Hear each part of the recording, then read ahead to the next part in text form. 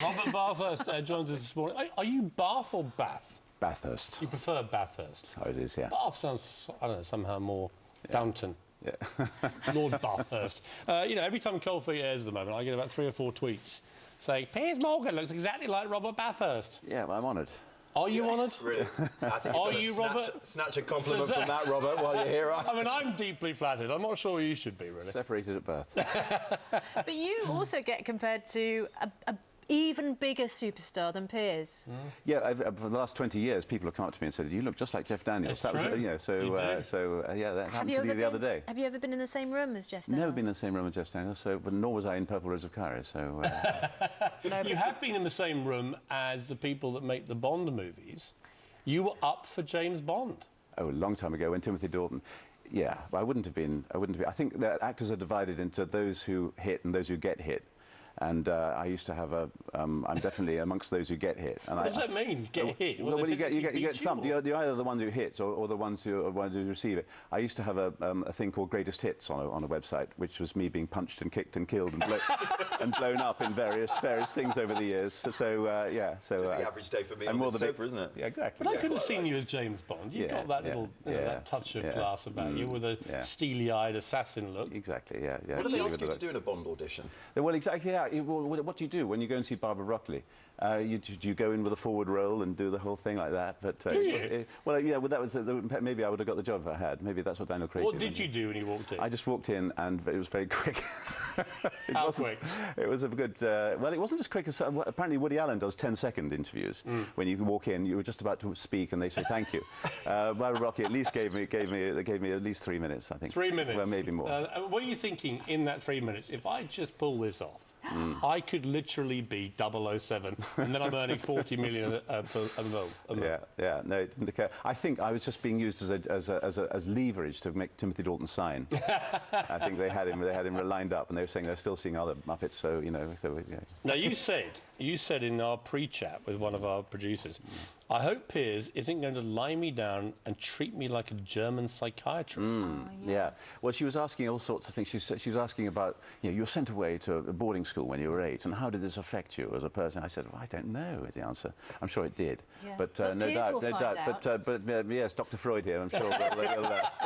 Do you want to just lie on the couch and we'll psychoanalyse you? How do German psychiatrists lie? I've never really thought about that. They stroke their beard and they sit behind you and fall asleep while they're talking. This is all riveting, but you're in to talk about cold feet. Yeah, can you get to the heart of the psyche of cold feet and why it makes us all feel so good? Because you see other people having a rubbish time. And we see, and it acknowledges failure, it acknowledges human frailty. It acknowledges the dents and the scratches that life throws at you. Are you thrilled as a cast that it's very difficult to bring back something which had its time, had its moment, and to bring it back so successfully? And when I watched the first episode, I was stunned how relaxed and comfortable I felt as a viewer that you were all back 13 years later. It didn't jar at all. Well, I mean, it certainly was of its time 20 years ago. We did the pilot 20 years ago. Did you really? Yeah, in '96, so it came out later. But the only way that Cold Feet, as it's sort of in its present form, could work is if it's of its time again. And it seems to be sort of heading that way. Can I just ask, do you have any insight into whether there's going to be a Downton movie? Well, no, I don't know. I mean, I'm out of Downton. I've left Lady Edith at the altar and flounced off. Brutal. And then now might be available for the movie, wouldn't it? Persona non grata in Downton Land, I think. Yeah, probably, yeah. Sounds like a film script, though. And that's why you're off to the Windy City, playing Prince Charles next. Yes, I can see that. Yeah, doing King Charles III in Chicago for the next, that's the next show. You have 4 daughters. I do. What's that like? It couldn't be better. I have 1. She's only 4. You've got 4, presumably older ones. But, you know, I've had 3 sons. It's very different. I know my brother has 4 girls. Yeah. How has it affected your life, defined you? It totally defined me, without me. And I wouldn't. We haven't. I love it. And always, you think all the love you got for the first one, you think, oh gosh, how is love divisible? In fact, it doubles each time, and so you have as much love for each one of them. Very expensive when they all get married, though. Just end on that beautiful note rather than the sordid topic of coin. Who is, last question, of all the Cold Feet cast, if I could trap you on a desert island the rest of your natural life with one of them, who would you go with? John Thompson. Why? Because he keeps life going at 100 beats a minute. And he's just a really good value. I mean, we actually get on very well, and all of them, and everybody has their own different style and stuff like that. But life would never be boring with John around. Well, we are loving having you guys back on the screens. It's been a huge success, and long may it continue. Thank you for seeing it. Yeah. Actually, a lot of people say, don't spoil anything for me. Yeah, it's changed now, where people are like, don't say anything.